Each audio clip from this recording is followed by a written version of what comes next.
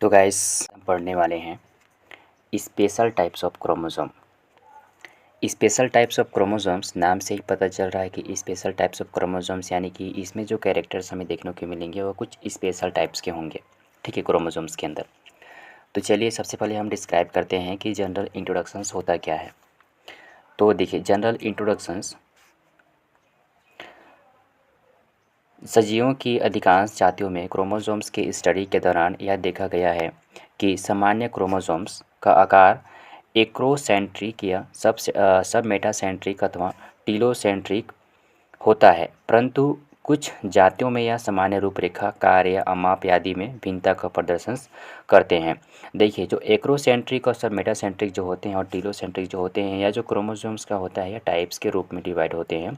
इनका जो क्रोमोसोम्स का जो आकार होता है या उनका जो शेप होता है वह डिफरेंट टाइप्स के होते हैं, जिन्हें हम बोलते हैं कि एक्रोसेंट्रिक, मेटासेंट्रिक, टीलोसेंट्रिक या फिर सब मेटासेंट्रिक एक्सेट्रा इत्यादि नामों से हम इसको आइडेंटिफाई करते हैं इनके स्ट्रक्चर के बेस पर। तो देखिए आगे देखते हैं। परंतु कुछ जातियों में यह सामान्य रूपरेखा, कार्य या माप आदि में भिन्नता का प्रदर्शन करते हैं तथा स्पेसिफिक आकृति अथवा स्पेसिफिक क्रियाशीलता वाले हो जाते हैं। ठीक है, ऐसे क्रोमोसोम्स को ही हम स्पेशलाइज क्रोमोसोम या विशिष्ट गुणसूत्र कहा जाता है। यह गुणसूत्र कोशिका विज्ञान या फिर कोशिका विज्ञान को हम साइटोलॉजी के स्टडी के लिए महत्वपूर्ण उपस्कर के रूप में कार्य करते हैं। ठीक है, विशिष्ट क्रोमोसोम्स को उनके एडेप्टेशंस या अनुकूलता अथवा विशिष्ट स्थायी कार्य में या स्पेसिफिक परमानेंटली स्पेशलाइज क्रोमोसोम्स के फंक्शंस में संलग्नता के आधार पर इसे मुख्यतः दो टाइप्स में या टू टाइप्स के रूप में डिवाइड किया गया है। इनके भी सब टाइप्स में इन्हें डिवाइड किए गए हैं। जैसे आप यहाँ नीचे आपको देखने को मिल रहा होगा कि स्पेशल टाइप्स ऑफ क्रोमोसोम्स और स्पेशलाइज्ड क्रोमोसोम्स।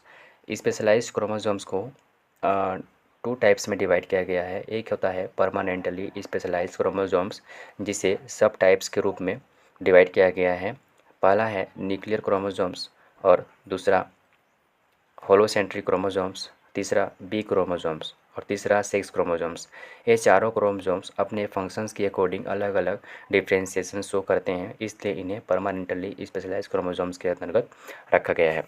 और अगर वहीं बात करें हम ये एडेप्टेशनली स्पेशलाइज्ड क्रोमोसोम्स, जिसे जिसे अनुकूलता स्पेशलाइज्ड क्रोमोसोम्स से टू टाइप्स में डिवाइड किया गया है। पहला पॉलीटेनिक क्रोमोसोम्स, दूसरा लेम्ब्रस क्रोमोसोम्स।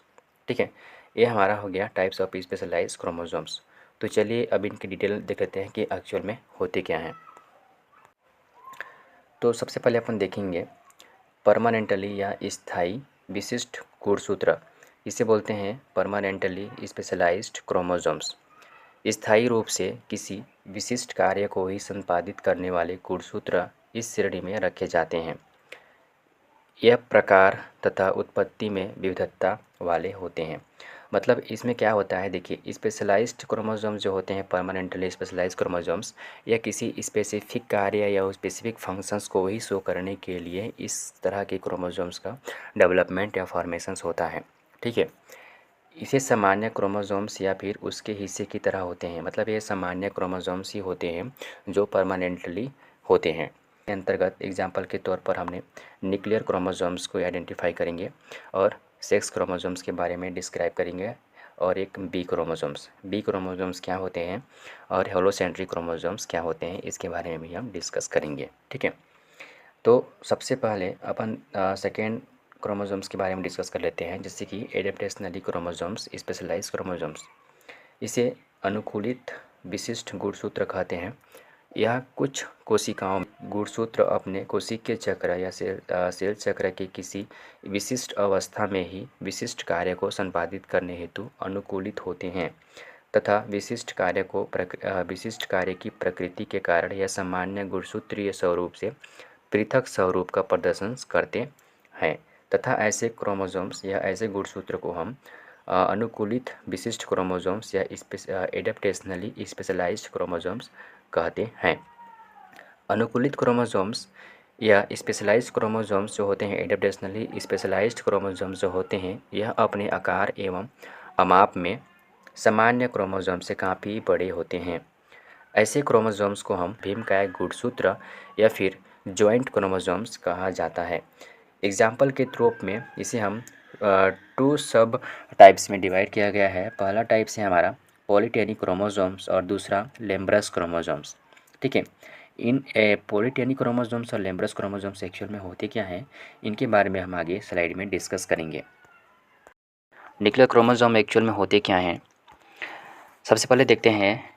न्यूक्लियोलस अर्थात केंद्रिका के निर्माण से जुड़े गुणसूत्र को न्यूक्लियोलर गुणसूत्र या न्यूक्लियोलर क्रोमोसोम कहा जाता है।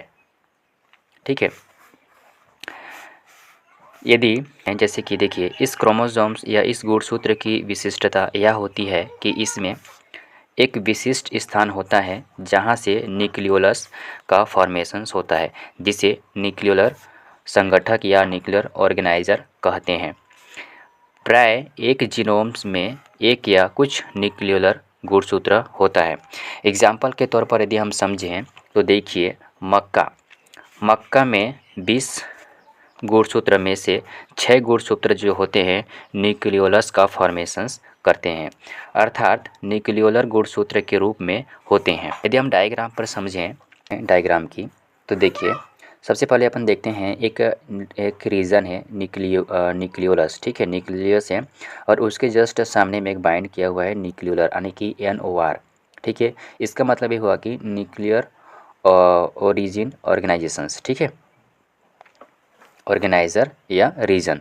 ओके, तो जो सेट होता है यानी कि आप देखेंगे क्रोमोसोम्स, यदि हम क्रोमोसोम्स की स्ट्रक्चर्स की बात करें, यदि हम स्ट्रक्चर्स की बात करें, ठीक है, स्ट्रक्चर्स की बात करें, तो देखिए ये सिस्टर क्रोमोसोम्स तो हैं, लेकिन इसके अगर हम प्राइमरी कॉन्स्ट्रिक्शंस और इसके बीच में एक खाँच बनता है जिसमें सेकेंडरी कॉन्स्ट्रिक्शंस का फॉर्मेशन होता है।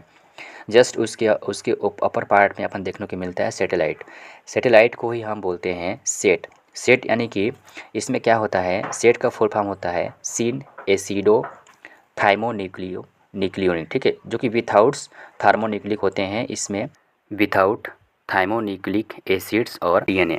ठीक है, स्ट्रक्चर्स की बात करें तो आप यहाँ पर देखेंगे कि आपको सेंट्रोमियर रीजन्स प्रेजेंट देखने को मिल रहे होंगे। यह हमारा इंटरफेस में देखने को मिलता है सेल साइकिल्स के दौरान। ठीक है, जहाँ पर न्यूक्लियर फॉर्मेशंस होते हैं। इसके बाद जब प्रोफेज की स्टेज आते हैं, जब ईयरली प्रोफेज एंड माइटोसिस में, तो कुछ इस तरह से आपको स्ट्रक्चर शो होगा जिसमें सेट और न्यूक्लियर और सेंट्रोमियर्स का फॉर्मेशंस कंप्लीट होने को देखेंगे, जिसमें से एक प्राइमरी कॉन्स्ट्रक्शंस का फॉर्मेशंस होता है। इसके बाद एक ईयरली प्रोफेज मिटोसिस में देखेंगे ये सब। इसके बाद आगे यदि हम डिस्कस करते हैं डायग्राम्स की, तो देखिए इसमें एक मेटाफेज जो माइटोसिस डिवीजन होते हैं उसमें एक सिस्टर क्रोमेटिड्स का फॉर्मेशंस हो जाता है, जिसको क्रोमेटिड्स बोलते हैं। इसमें बीच में आपको एक सेंट्रोमियर रीजन्स देखने को मिलेगा। जस्ट इसके बगल में आपको सेट यानी कि सैटेलाइट को रिप्रेजेंट करते हैं। इसमें यहाँ पर जब आप कर्व बना है, कर्व यानी कि सेकेंडरी कॉन्स्ट्रक्शंस के कारण हुआ, और इसकी जस्ट आउटर साइड में एक हमको सेट दिखा। सेट यानी कि हम बोलते हैं इसको सिन एसिटो या थर्मोन्यूक्लिक एसिड। ठीक है, जो विथआउट DNA के होते हैं। ओके, ये सैटेलाइट के रूप में हम इसे आइडेंटिफाई करते हैं।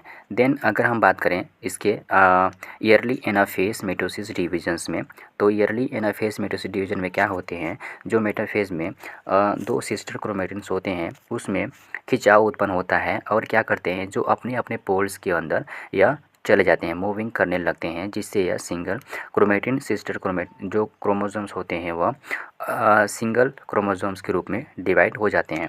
आप यहाँ पर जॉइंट क्रोमोसोम्स देखने को मिल रहा होगा, लेकिन यहाँ पर आपको सिंगल क्रोमोसोम्स देखने को मिल रहा होगा ईयरली एनाफेज के अंदर।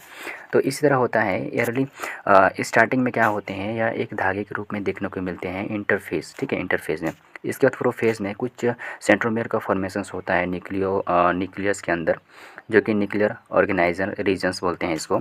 इसके बाद मेटाफेज में एक सिस्टर क्रोमेटिन्स का फॉर्मेशंस होता है। इसके बाद एनाफेज में दोनों जो स्पाइंडल फाइबर्स के थ्रू अपने अपने पोल्स की ओर मूविंग करने लगते हैं। ओके, तो देखिए chromosomes with nucleus organizer regions NRO in the nucleus के अंदर। ओके, अब हम बात करते हैं होलोसेंट्रिक क्रोमोसोम्स की। तो देखिए कुछ जंतुओं जैसे कि हेप्टेरा वर्ग के कुछ अन्य कीटों एवं पौधों जैसे कि जनकेलस एवं साइफेरल्स ऑर्डर सदस्यों के गुणसूत्र के समस्त हिस्सों या फिर ज़्यादातर हिस्से से सेंट्रोमियर की तरह स्पाइंडल फाइबर्स अर्थात तर्कतंतु से जोड़ सकते हैं। ऐसे क्रोमोसोम्स या गुणसूत्र जिसमें उसका समस्त या फिर अधिकतम भाग जो होते हैं सेंट्रोमियर की तरह ही कार्य करता है। होलोसेंट्रिक गुणसूत्र या फिर होलोकाइनेटिक गुणसूत्र इसे कहते हैं। ठीक है, इस पर देखिए इस डायग्राम पे, तो ये आपको डायग्राम रिप्रेजेंट करेगा मेटाफेज को। मेटाफेज में मैंने पहले ही बताया था न्यूक्लियर और क्रोमोसोम्स में कि जो मेटाफेज के स्टेज जो आते हैं उसमें सिस्टर क्रोमोसोम्स देखने को मिलते हैं जो कि आपस में जुड़े हुए होते हैं। दो सिस्टर क्रोमोसोम्स यानी कि आपस में जुड़े हुए होते हैं जिसे मेटाफेज के अंदर देखने को मिलते हैं। जैसे ही एनाफेज की स्टेज आता है सेल डिविजन्स के अकॉर्डिंग, तो उसमें खिंचाव उत्पन्न होता है जो अपने अपने पोल्स के अंदर चले जाते हैं ये स्पाइंडल फाइबर्स के थ्रू। तो आपको बीच में एक हलाव स्पेस देखने को मिल रहा होगा, ये हमारा एनाफेज स्टेज में देखने को मिल रहा है। ठीक है, बी क्रोमोसोम्स। ठीक है, बी क्रोमोसोम्स क्या होते हैं, इसे हम बोलते हैं सुपर न्यूमेरी और बी क्रोमोसोम्स। ओके, कुछ पौधों एवं जंतुओं के न्यूक्लियस में सामान्य क्रोमोसोम्स के अतिरिक्त भी कुछ छोटे एवं हेट्रोक्रोमेटिन क्रोमोसोम्स या गुणसूत्र पाए जाते हैं। ऐसे गुणसूत्रों को अधिसंख्या या सुपर न्यूमेरी या सहायक या एक्सेसरी गुणसूत्र या बी गुणसूत्र कहते हैं। सर्वप्रथम विल्सन्स नामक एक साइंटिस्ट थे जिन्होंने इसे मेटापोडियस नामक कीट में देखा था।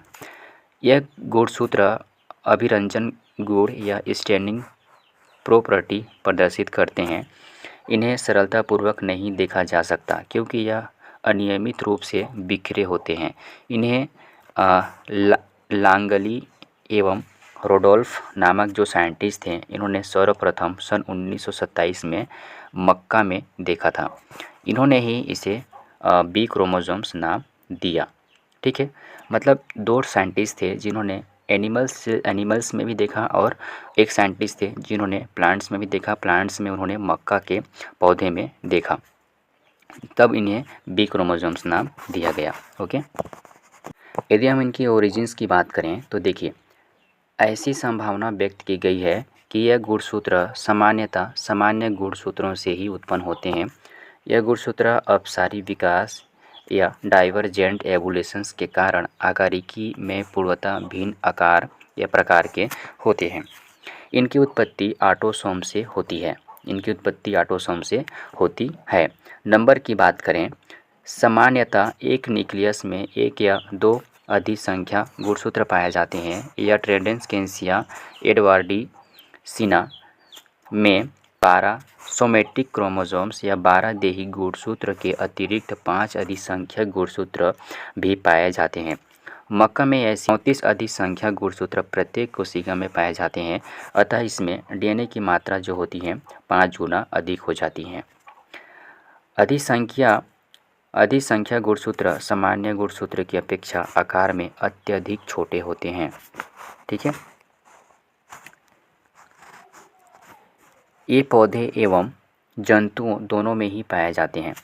चूँकि यह गुणसूत्र जीव के फिनोटाइप पर कोई प्रभाव नहीं डालते, अतः यह आनुवांशिक रूप से आवश्यक नहीं होते।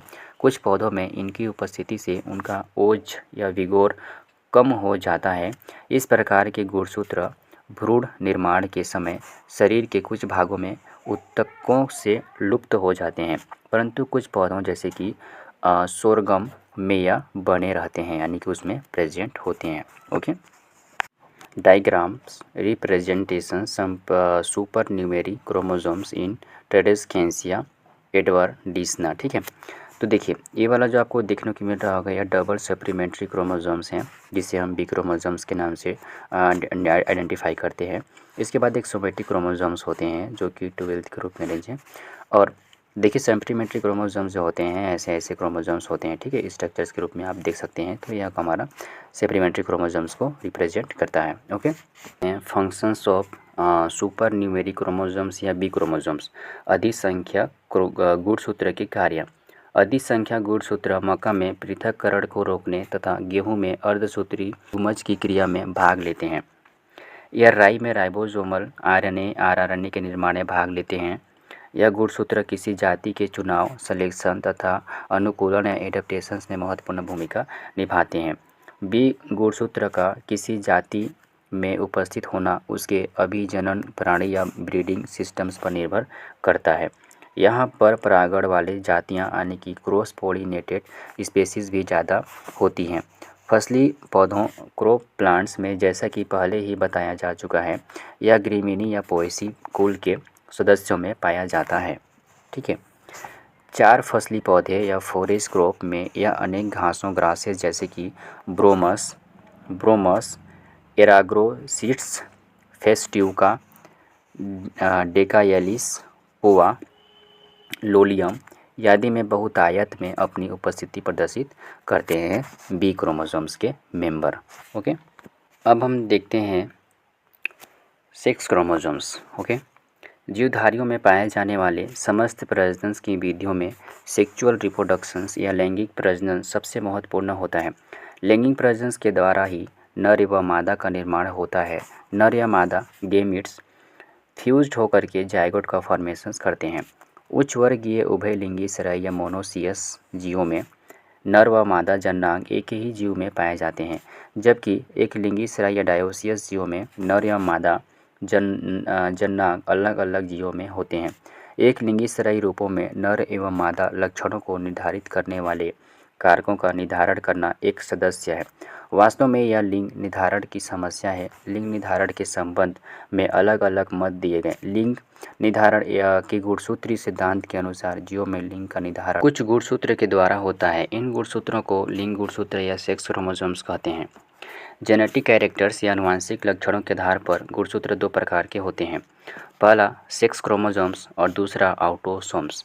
सेक्स क्रोमोसोम्स वे गुणसूत्र जीव के लिंग का निर्धारण करते हैं, सहायक होते हैं, अतः इन्हें लिंग गुणसूत्र कहते हैं। मतलब वे गुणसूत्र जीव के लिंग का निर्धारण करने में सहायक होते हैं, अतः इन्हें लिंग गुणसूत्र या सेक्स क्रोमोसोम्स कहते हैं। प्रत्येक सेक्सुअल प्रजनन करने वाले जीवों में एक जोड़ी लिंग गुणसूत्र पाए जाते हैं। 2 लिंगी गुणसूत्र पाए जाते हैं। एक लिंग में उपस्थित दोनों गुणसूत्र एक समान या होमोमॉर्फिक एक्स होते हैं, जबकि दूसरे सेक्स में असमान हेट्रोमॉर्फिक XY होते हैं। उदाहरण के लिए X एवं Y गुणसूत्र। Types of sex chromosomes. Sex chromosomes मुख्य रूप से 2 प्रकार के होते हैं। पहला अनडिफ्रेंशिएटेड टाइप्स और दूसरा XX एंड XY टाइप्स। तो अनडिफ्रेंशिएटेड टाइप्स प्रारंभिक प्रकार के जीवों या प्रिमिटिव ऑर्गेनिज्म या निम्न कोटि के जीवों में X एवं Y गुणसूत्र का अभाव होता है। इनमें लिंग निर्धारण करने वाले जीन्स ऑटोसोम्स पर ही पाए जाते हैं। आज के लिए इतना ही। मिलते हैं नेक्स्ट वीडियो में अगला टॉपिक लेकर के एडाप्टेशनली स्पेशलाइज्ड क्रोमोसोम्स के साथ मिलते हैं आप लोग के बीच। इसके लिए हमारे इस चैनल को लाइक, सब्सक्राइब, कमेंट जरूर करें, अध्ययन अधिक से शेयर करें। मिलते हैं नेक्स्ट वीडियो में। धन्यवाद।